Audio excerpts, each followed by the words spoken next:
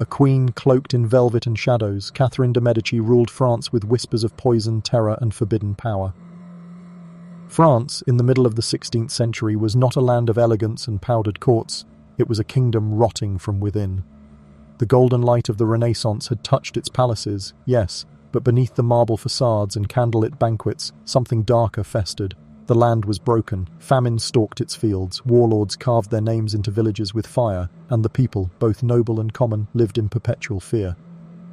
It was an age of fracture. Catholic and Protestant tore at each other like wolves, driven not only by faith but by vengeance. The ruling Valois dynasty clung desperately to power, but their bloodline was fragile, their heirs frail. France was a tinderbox, every spark threatening to set the kingdom ablaze. And it was into this fragile, trembling world that Catherine de' Medici stepped, a woman who would learn to survive by becoming the very embodiment of fear.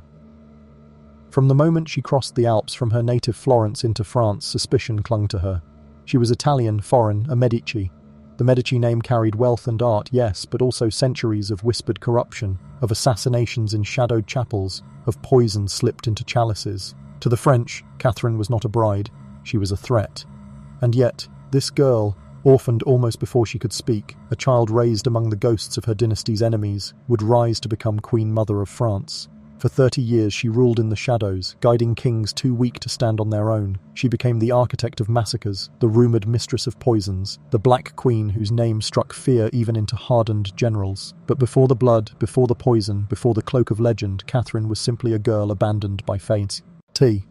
A girl who learned from the very beginning that survival is bought not with love or kindness, but with cruelty. The mid-1500s were a crucible for Europe. Spain spread its empire across oceans. England was tearing itself apart in religious revolution.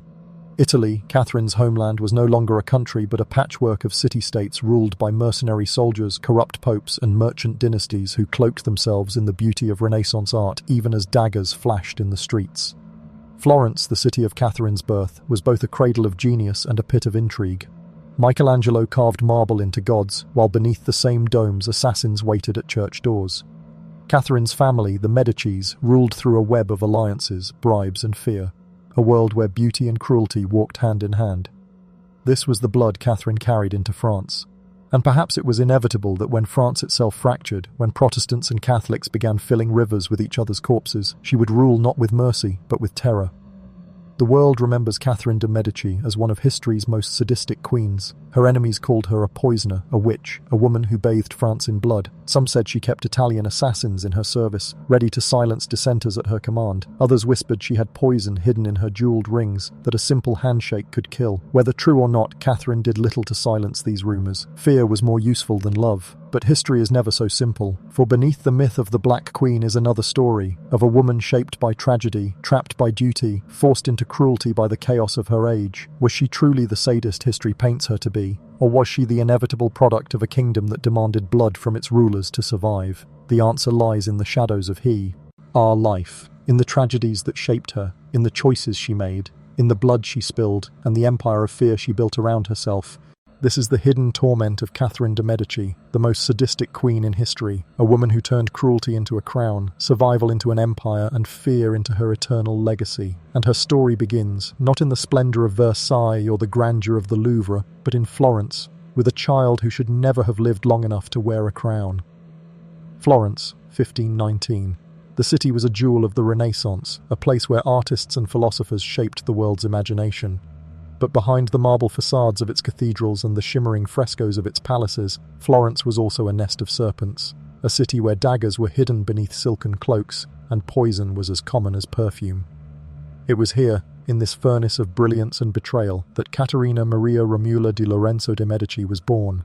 The name alone carried the weight of destiny. She was a Medici, heir to one of the most powerful families in Europe. But the Medici fortune was a double-edged sword. It promised wealth, power, and influence, but it also brought envy, conspiracy, and death. From the very moment Catherine entered the world, death seemed to shadow her steps. Her mother, Madeleine de la Tour d'Auvergne, a French noblewoman, died within weeks of giving birth. Her father, Lorenzo II de' Medici, Duke of Urbino, survived only 10 days after Madeleine, some said by illness, others whispered by poison. In less than a month, Catherine was alone, her parents reduced to names carved into marble tombs. She was barely more than an infant when she learned the first cruel truth of her life. In the Medici world, nothing was permanent. not love, not family, not even life itself. An orphaned daughter of a dynasty at war with itself, Catherine became a pawn. The Pope, Leo II, her great-uncle, claimed her under his wing, but his interest was never love. To him, Catherine was a bargain in G-chip, a piece to move across the board of European politics. He provided her with guardians, tutors and nuns, but always with the intent of shaping her into a weapon the family could use when the time came. And that time came sooner than anyone expected. When Pope Leo X died, Florence turned against the Medicis. The family had ruled with iron fists covered in velvet gloves, and the people were eager to throw off their chains. Catherine, still a child, was caught in the middle of the city's fury. Revolution erupted. In 1527, the Medici palace was stormed, their power toppled and their family scattered. For Catherine, just 8 years old, the revolution was not a story. It was a nightmare. She was hunted, captured and used as a bargaining tool by rebels who hated her blood. The rebels knew the value of a Medici heir. Some whispered that Catherine should be paraded through the streets like a trophy. Others suggested something darker, that the little girl should be killed to wipe out her family's line once and for all. For weeks, Catherine's fate hung in the balance. She was hidden in convents, sometimes dressed as a commoner to avoid recognition. One story claims that she lived disguised as a servant, scrubbing floors while outside the convent walls the mob roared for her death. Another tale tells of rebels battering at the convent doors, shouting that the girl should be dragged out and executed. Imagine it, a child alone, peering through barred windows as a city screamed for her blood. This was Catherine's childhood. Not lullabies, not gentle hands, but iron bars and whispered threats. Trauma carved itself into her bones long before she could understand the word, and yet she survived. Catherine learned quickly that survival was not about innocence. It was about adaptability. She charmed her captors when necessary, appearing meek and obedient. She hid her intelligence behind lowered eyes. She learned silence as a weapon, when to speak, when to remain still. It was in these convent walls that Catherine began shaping the skill that would define her life, the ability to mask her true self. The rebels never killed her. They toyed with the idea, but Catherine was too valuable. Eventually, her relatives and allies negotiated her release. By then, however, the damage was done. Catherine de' Medici had looked into the abyss as a child and learned that mercy was a lie. Florence would never again feel like home. The city of her birth had betrayed her, and the people had once cried for her blood. The lesson was burned into her mind. Power could vanish in an instant, and love was a luxury she could never afford. By the time she reached her teenage years, Catherine was already a survivor. She carried no illusions about safety or permanence. She had learned that families could vanish, that kingdoms could turn on their rulers, and that the only true security came not from affection, but from power. And so, when the moment came for her to be married off like a pawn in one of Europe's endless political games, Catherine did not resist. She knew her fate had been chosen for her long before she could walk. Her childhood had been stolen by grief, rebellion and fear, but it had given her something more dangerous than innocence. It had given her resilience. When she crossed the Alps into France at 14, carrying the scars of Florence and the Medici curse on her shoulders, she was no longer the frightened orphan hidden in convent walls. She was a girl who had survived death, humiliation and betrayal, and one day she would use those scars to forge an empire of fear. At just 14, Catherine is married off to Henry, the second son of King Francis V of France. She arrives in France as an outsider, Italian, foreign, mistrusted for her Medici heritage. In the gilded halls of the French court, every gesture, every glance, every whispered rumour carries weight. For Catherine, nothing is neutral. The court is a theatre of observation, and she has been cast as a fragile, untested player. Her arrival is met with polite smiles that barely mask suspicion. The courtiers whisper behind her back, an Italian bride, pale, exotic and unknown, with the Medici name that carries both wealth and a shadow of fear.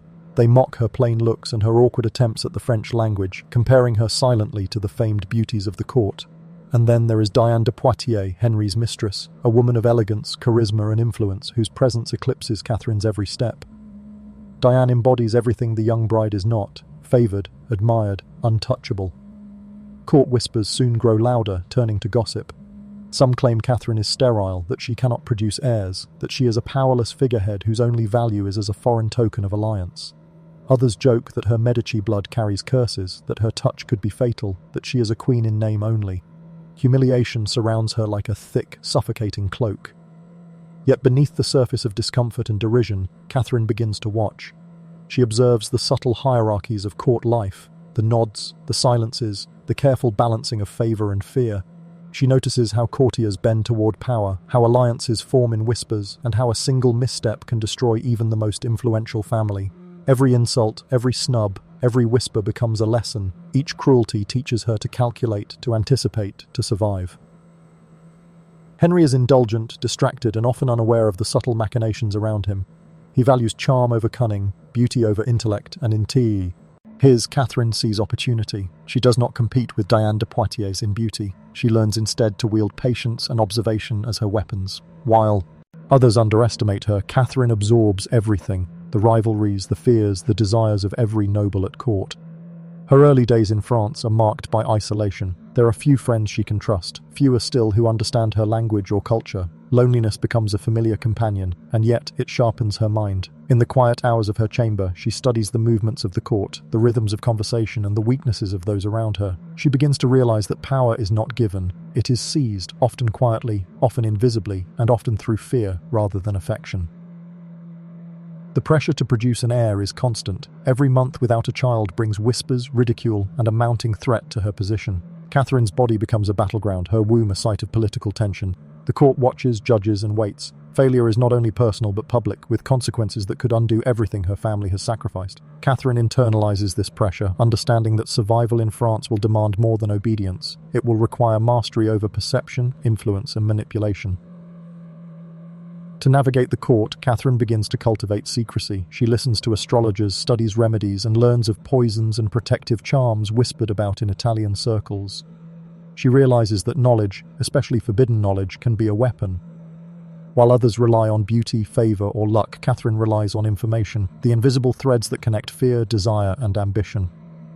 Over the years, patience begins to bear fruit. Catherine finally gives birth to her first son, Francis, securing her place in the court. But even in triumph, she does not falter or grow complacent. Every smile, every courteous gesture toward the courtiers is measured. She continues to study human behavior, to anticipate threat.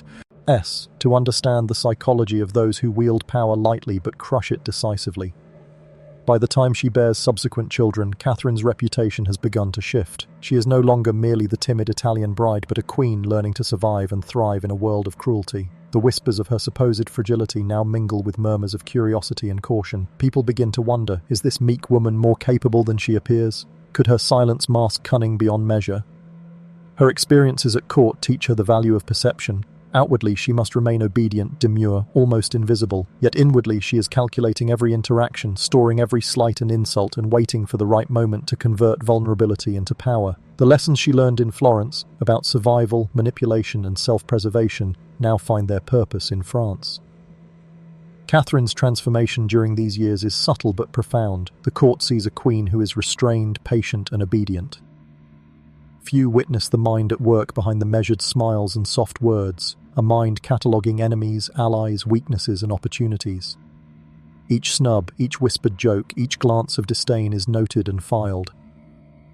Over time, she becomes an invisible puppeteer, understanding that influence can be more powerful than open authority.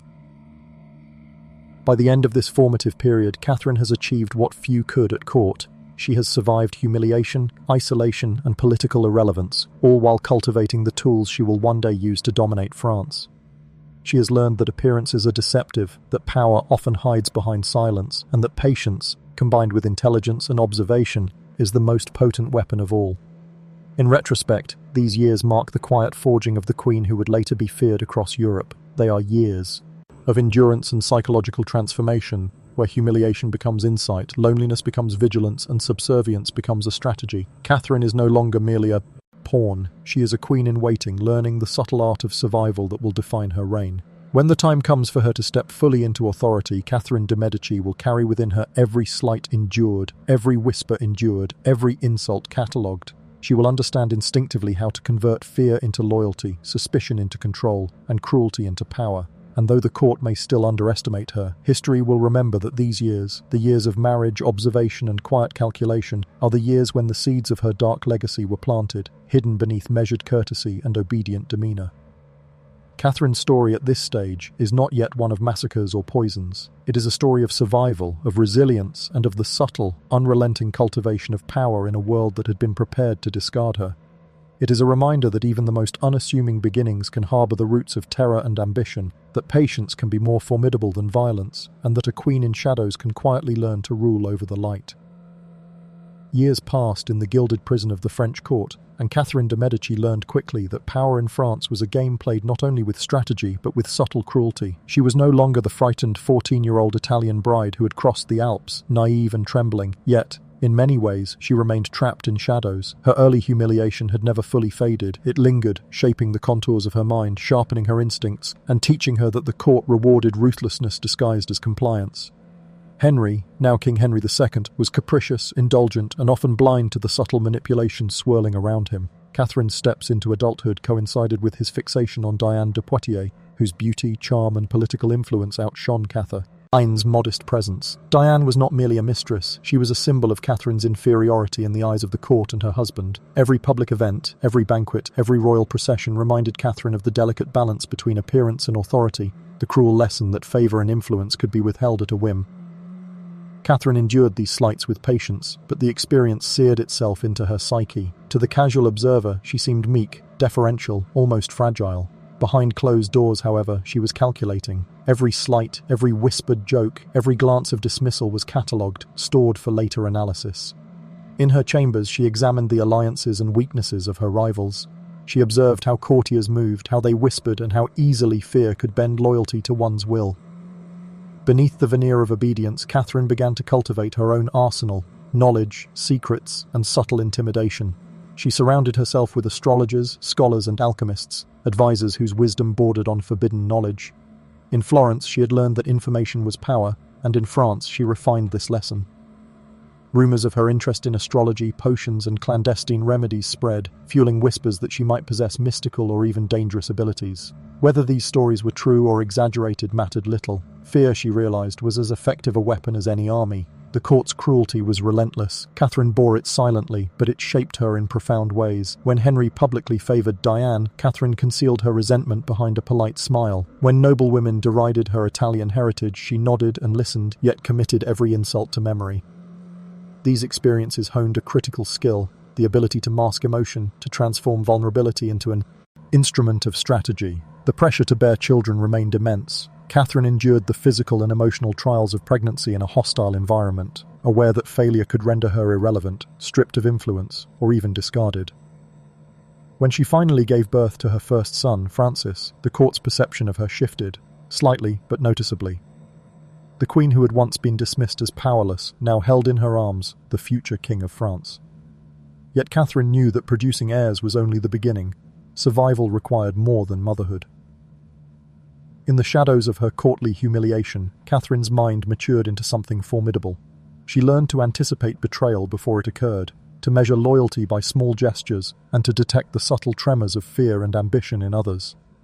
Every interaction was a test. Each smile, each compliment, each polite bow could conceal deadly intent. And Catherine, having lived through the betrayals of Florence and the humiliations of early marriage, became an expert in reading these hidden currents. Her patience was her shield, and her observation her sword. She did not confront her adversaries openly. She learned to act indirectly, to manipulate outcomes from behind the scenes.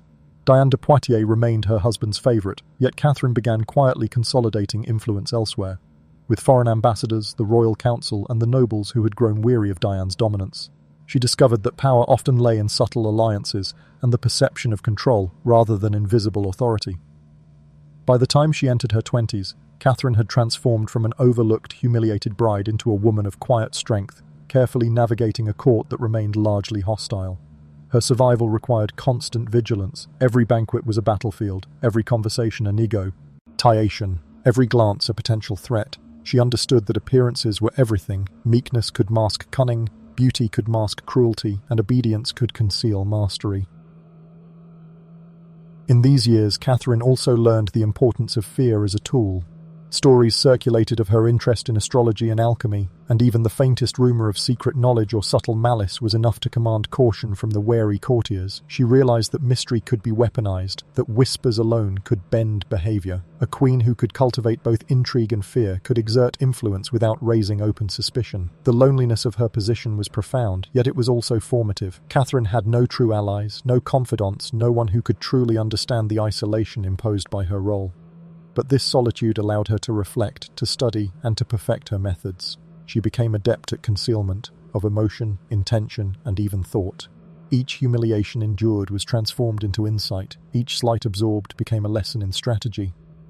Catherine's transformation during this period was subtle yet decisive. She learned that survival in the French court required a combination of patience, observation, and the ability to embrace shadows. She understood that cruelty could be a tool, but only when wielded discreetly. Public perception mattered far more than truth, and the manipulation of rumor, suggestion, and subtle intimidation was as potent as open confrontation.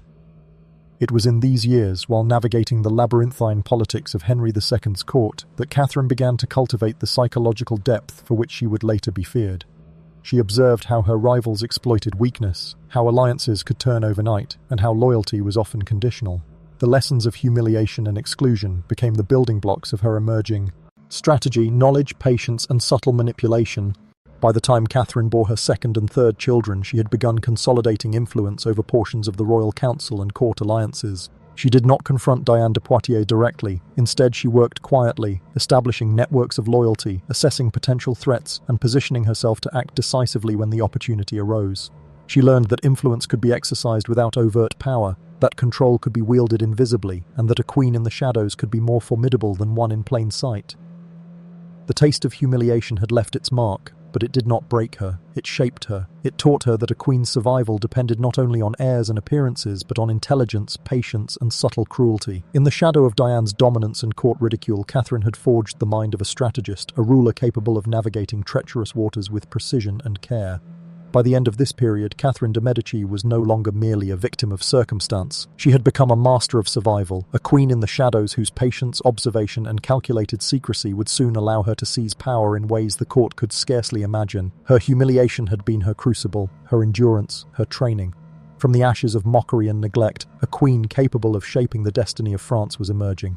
In 1559, fate delivered Catherine de Medici a cruel and unexpected gift. King Henry II, her husband, died not on a battlefield, not by rebellion but by accident, a lance piercing his eye during a tournament, a moment of spectacle turned catastrophe. The palace erupted in shock, a kingdom trembled, and Catherine, the widow, now faced the unthinkable. The fragile throne of France rested in her hands, guarded not by kingship but by her sons, each young and unprepared to rule.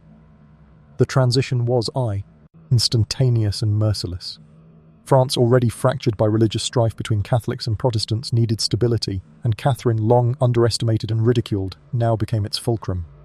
Her enemies had assumed weakness in her meek exterior. They had laughed at her Italian blood, her plain appearance, her dependence on a husband who favoured another. But the sudden death of Henry II revealed what they had never anticipated. A woman forged in shadows, honed by humiliation and steeped in survival instinct, was now at the centre of power. Her sons were young, fragile vessels of authority, but Catherine recognized the opportunity. To be Queen Mother was to wield influence over kings, to guide a realm through instability, and to consolidate power in ways her husband had never required. She immediately assumed control of the royal council, navigating a court rife with ambition, greed, and treachery. Nobles whispered and plotted, but Catherine's mind was already 3 steps ahead. Every alliance, every promise, every subtle threat was calculated. The court that had once mocked her became a theatre of silent observation. Courtiers who had ridiculed her now measured their words and actions carefully. Catherine did not openly confront her rivals. She did not need to. She had learned that fear, when coupled with intelligence and patience, could command obedience as effectively as armies or laws. The widow queen in black veils became a figure both enigmatic and formidable, her presence alone bending the ambitions of the powerful. Catherine's mastery of her son's weaknesses became an essential tool. Francis II, the eldest, was intelligent but sickly. Charles IX, thoughtful yet emotionally fragile. Henry III, unpredictable and easily manipulated. Each son required guidance or at least control to maintain the stability of the kingdom. Catherine assumed the role of architect, shaping their decisions, marriages, and alliances. Her influence was subtle yet absolute. She became the invisible hand guiding France through the storm of religious violence and political intrigue. The palace itself became a reflection of her strategy. Secret rooms, hidden passageways, and discreetly placed spies ensured that she could observe and control the movements of both allies and enemies. Every conversation, every banquet, every whisper in the corridors became an opportunity to gauge loyalty, to detect duplicity, and to manipulate outcomes in her favor. Fear became her instrument, wielded not with overt violence but with suggestion, reputation, and subtle coercion. Yet Catherine's consolidation of power was not solely through observation or intimidation. She also mastered the delicate art of diplomacy. Foreign ambassadors, wary of France's instability, found themselves negotiating not only with her sons but with the Queen Mother, whose intellect and cunning were unmatched. She cultivated relationships with subtlety, offering favours, promises and threats in equal measure. Her reputation as both a survivor and a potential threat spread throughout Europe. Few underestimated her, and those who did quickly regretted it. Catherine's widowhood also intensified her darker inclinations. Long accustomed to humiliation and observation, she now channeled these experiences into preemptive action.